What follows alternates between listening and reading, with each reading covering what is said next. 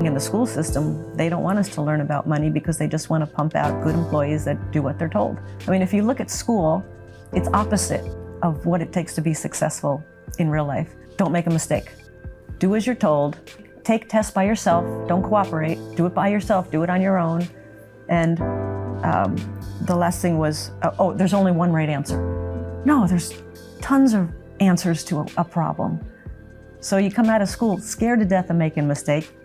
You do everything on your own. You don't cooperate. There's no synergy. There's no brainstorming. And there's only one right answer. Everybody wants to get the right answer. There's no one right answer. So I think people come out of school paralyzed. I think the school system is criminal in that it kills a child's spirit of learning. You know, a child goes into school all excited about, yeah, I'm going to learn and it's going to be great. And then the teacher says, sit down and shut up. Don't talk. We don't care what you're interested in.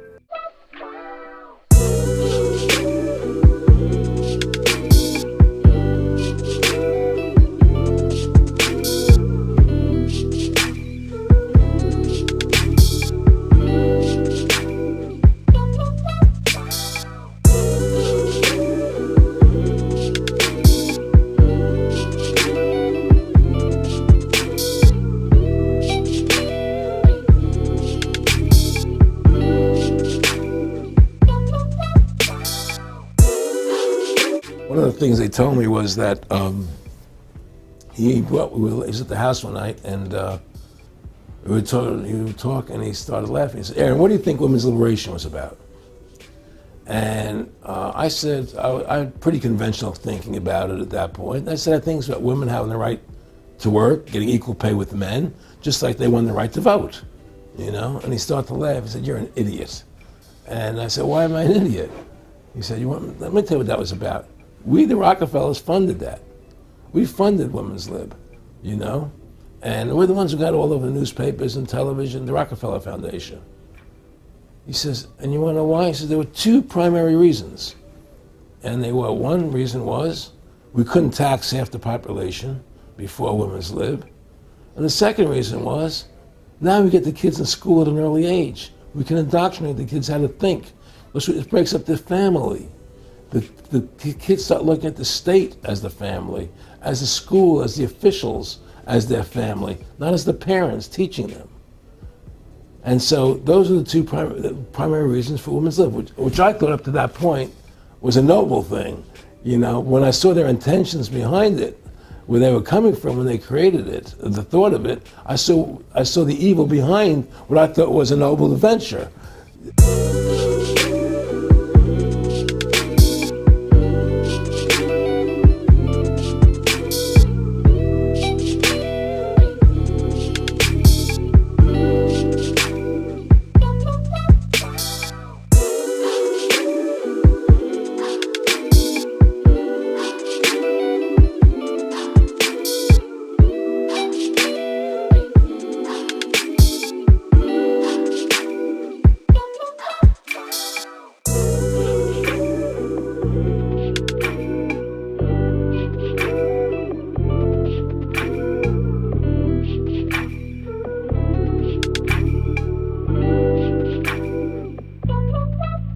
Rockefeller made sure to get the better end of the bargain.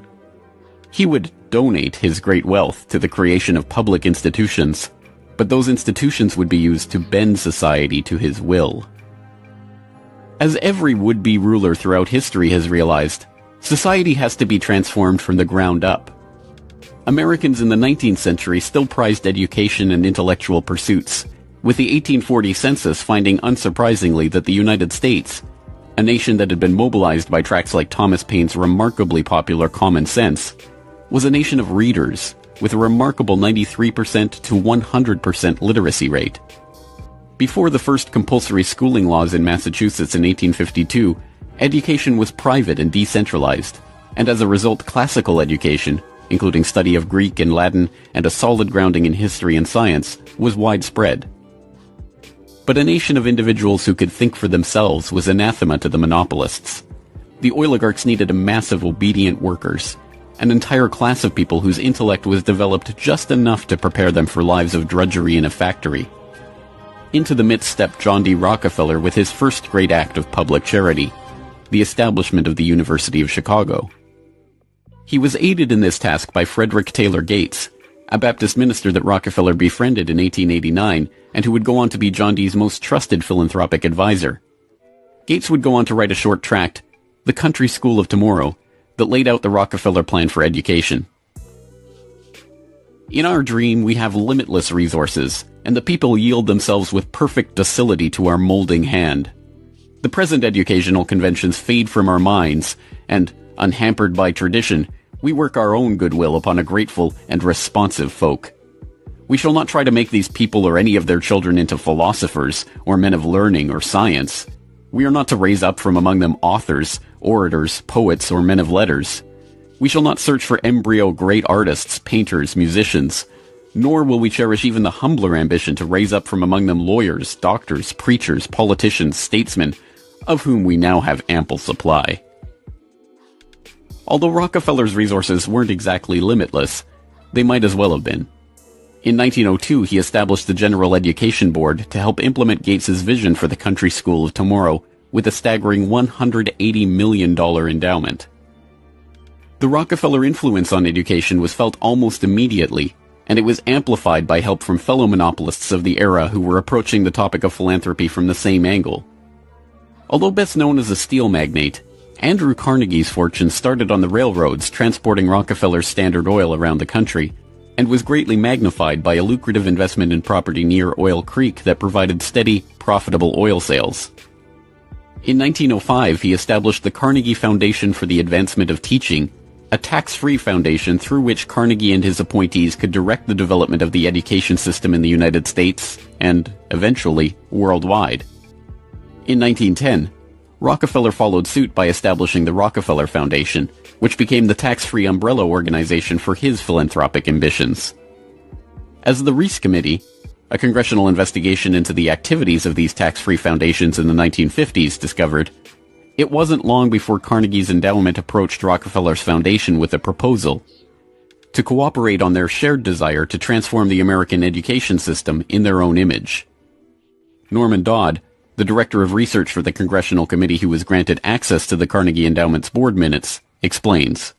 So they approach the Rockefeller Foundation with the suggestion that that portion of education which could be considered domestic be handled by the Rockefeller Foundation, and that portion which is international should be handled by the endowment.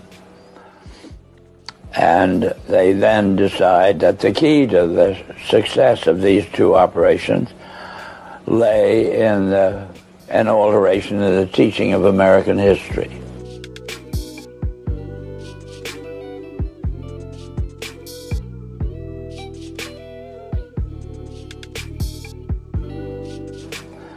So they approach four of the then most prominent teachers of American history in the country, people like Charles and Mary Bird,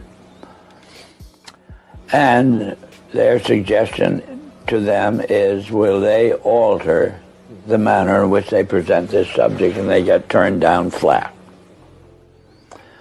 So they then decide that it is necessary for them to do, as they say, build our own stable of historians. And then they approach the Guggenheim Foundation, which specializes in fellowships, and say, when we find young men in the process of studying for doctorates in the field of American history, and we feel that they are the right caliber, will you grant them fellowships on our say-so? And the answer is yes. So under that condition, eventually they assemble 20. And they take this 20 potential teachers of American history to London, and there they're briefed into what is expected of them when, as and if they secure appointments in keeping with the doctorates they will have earned. And that group of 20 historians ultimately becomes the nucleus of the American Historical Association. And then toward the end of the 1920s, the endowment grants to the American Historical Association $400,000 for a study of our history in a manner which points to what can this country look forward to in the future. And that culminates in a 7-volume study, the last volume of which is, of course, in essence a summary of the contents of the other 6. And the essence of the last volume is the future of this country belongs to collectivism administered with characteristic American efficiency. Exhibit A. Here's a modern-day phone. Recognize it?